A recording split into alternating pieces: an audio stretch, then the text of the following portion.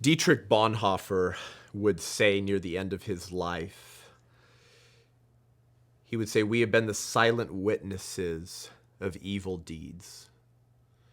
We have been drenched by many storms.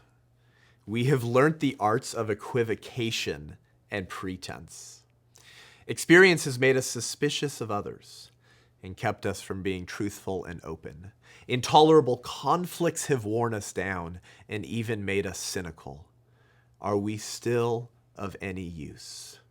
We shall not need geniuses or cynics or misanthropes or clever tacticians, but rather plain, honest, straightforward men.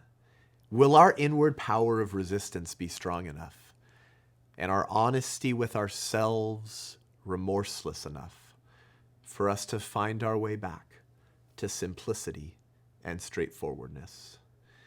Dietrich Bonhoeffer, the man murdered by the Nazis in April of 1945, hung naked at Flossenburg prison for his failed assassination attempt and involvement on the life of Adolf Hitler, understood that it was the abdication and silence of Christians in the church in Germany that led to the horrors of the Holocaust.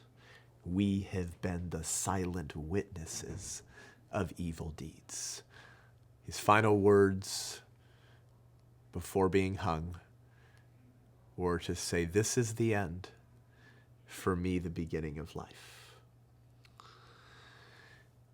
We are here today at the Love Life Washington Conference, north of Seattle, to raise up simple, straightforward thinking men and women who see evil before them and they say enough.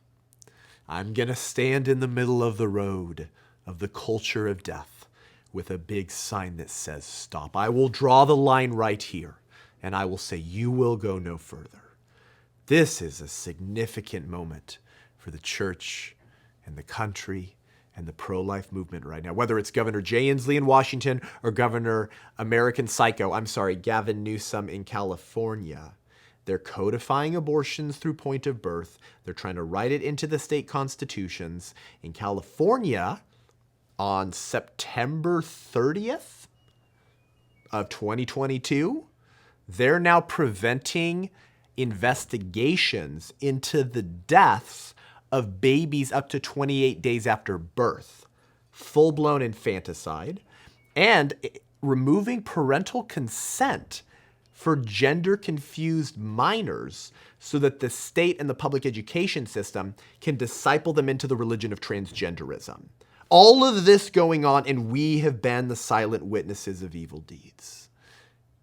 And yet June 24th, 2022, Roe v. Wade gets overturned. Almost 50 years of the spirit of Roe oppressing unborn children in this country. And we win a massive victory in the culture war, the one least thought possible. If you're a millennial or a Gen Z, you've been told your entire life that Roe v. Wade would never get overturned, that this was settled law, that this would never get overturned.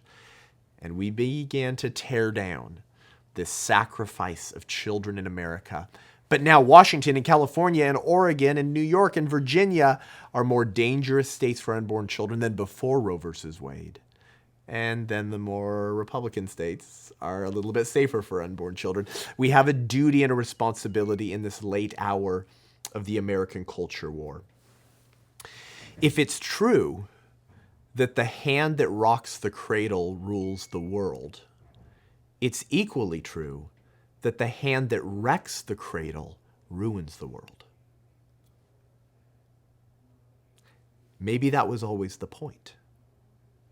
Maybe these were proxy war attacks against the imago Dei and the sovereignty of God. Because if you can ruin the cradle, children, babies, the posterity, the future, family, then you can upend all of society and recreate it in your own demonic image. I think the church is starting to wake up and realize that the culture war was really just always a proxy war for the spiritual war. And the Moloch serviles and eugenicists of our day have been more committed to the politics in the public square than the people of God have been to promote life, liberty, and righteousness in the public square. And now we're reaping the consequences of that abdication. You see, those who murder the unborn cannot be trusted to govern the born. And those who murder the unborn, because they call them non-person blobs of tissue, will one day murder you as well. And lest you think I'm jesting, lest you think I'm trying to rile you up into a frenzy, the FBI in the last 2 weeks have been targeting pro-lifers, showing up at a Catholic dad's home with his 7 children while the mom's trying to homeschool them and hold her baby because he allegedly pushed a man back who was threatening his son outside of an abortion center. And they show up at his home with 30 armed rifles and agents. Do you understand? Do you understand that the Biden administration right now is trying to amend a federal code to make sex a condition of pregnancy, which is hilarious because I guess we all know what women are now. Because when you tell a Democrat they might not be able to kill as many babies, they can suddenly define a woman. It's fascinating. So that they can force pro-life obstetricians to perform abortions upon threat of discrimination lawsuits. I'm not kidding. You might remember the Equal Rights Amendment, the ERA, that the Democrats were trying to push through in 2021, which coincidentally Phyllis Schlafly defeated decades ago.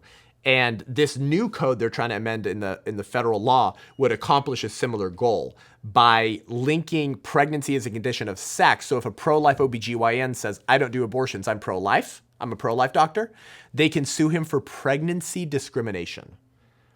Within the 2 weeks of the Biden administration entering the White House, within the first 2 weeks, what was that, January 2021? They dropped a lawsuit that the Trump administration's Office of Civil Rights and Liberties had filed against a Vermont hospital. What had happened at this Vermont hospital? Well, a doctor at that Vermont hospital had told a nurse to come assist with an abortion. He said, get in here, help me kill this baby. Right. She was pro-life. She didn't want to do that. But he was threatening career termination for her. To her great regret, she assisted with killing that child and then filed a lawsuit against the hospital. The first thing the Biden administration does as their first political priority within the first 2 weeks of taking office is to drop the lawsuit against that Vermont hospital. What are they communicating? Kill babies or else. Right? It doesn't matter if you're pro-life, doesn't matter if you're Catholic, doesn't matter if you don't kill this baby. We're going to fire you? Do you understand, Christian, that this is the sacrament of secular progressivism? It's the centerpiece of their entire political project. Because if you can get people on board with killing unborn children in the womb, tolerating it because it's a blob of tissue, or championing it, celebrating it, right? The new movement is hashtag shout your abortion. Then there's nothing else you can't get the American public on board with tolerating. But when you start tearing down the high places of Moloch and Roe v. Wade gets overturned and Christians are rising up and people are contending outside of abortion centers to lovingly offer support and love to families and unborn children, they come for you as well. And if you're a Christian and you know your Bible, you know that this is no different, huh? It's no different than the Israelites being oppressed by the Midianites, huh? Taking everything the Israelites make, their wheat and their food. So Gideon's hiding out in a cave, threshing his own wheat because he doesn't want Bernie Sanders' democratic socialism taking everything he makes. And God comes to a cave with Gideon and he says, mighty man of valor. And Gideon says, where have you been? We're being oppressed. I thought you were the God that brought us out of Egypt. What's happening? And the first thing God tells Gideon to do while they're being oppressed by an alternative culture and people that hated God, the first thing God told Gideon to do when he walked out of that cave was to go tear down the altars of Baal and Asherah, the god of sex that would sexualize a community, and the god of child sacrifice. What happens, go read your Bibles, Christians, what happens when the Israelites recognize and the Midianites recognize that Gideon had torn down their altar of baby killing? It says, the people told Gideon's father to bring Gideon out because they wanted to kill him for tearing down the altars of child sacrifice. Do you understand how central this is to Satan, to the enemy of our souls? Because you see, Satan would kill God if he could, but he can't. So he kills babies because he knows it wounds the heart of our Father and it causes chaos in the world. The attack against the family, the smallest political unit, how God intends to build civilizations through the family. If it's true that the hand that rocks the cradle rules the world, it's equally true that the hand that wrecks the cradle ruins the world.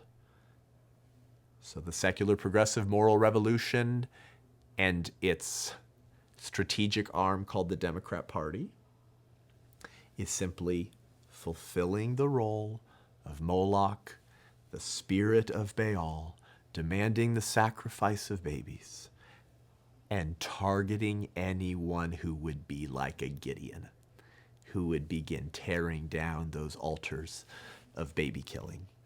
We're in a late hour of this fight, and if we don't wake up soon, we will fulfill Mildred Jefferson's prophetic warning. Mildred Jefferson, the woman who turned Ronald Reagan pro-life, when she said, "Today it is the unborn child. Tomorrow it is likely to be the elderly or those who are incurably ill. Who knows but that a little later it may be anyone who has political and moral views that do not fit into the new distorted order." The Nazis would call the Jews Lebensunwertensleben, life unworthy of life. Oh, unworthy, unfit. Sounds like unwanted. Unwanted babies, unwanted pregnancies, unfit to live. Today's Democrat Party and abortion industry are now calling Christians and pro-lifers the greatest and most extreme threat to freedom and democracy.